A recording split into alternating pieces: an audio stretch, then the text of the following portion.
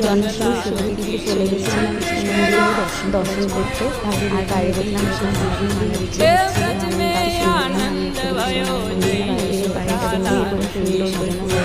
সাজানো হয়েছে, সুন্দর সাজানো হয়েছিল। আপনারা দর্শন করুন, রাধা গোবিন্দকে এরকম বেশি সুন্দর সাজানো হয়েছে। কারণ আজকে ওনাদের দিন, আজকে আমাদের নন্দলালার বেশি ভালো করে তো সাজাতেই হয়। ভক্তদের কাছে আজকে দুর্দান্ত লাগছে, খুবই বিশেষ চারিদিকটা।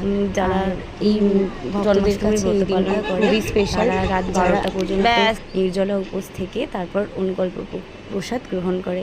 এই 12টা পর্যন্ত তারা নাম কীর্তন করে, পাঠ শুনে এত নিজেদের মতনভাবে মজা করে যে এই মজার সময় কোনো কিছুর তুলনাই হয় না। আপনারাও দেখতে থাকুন।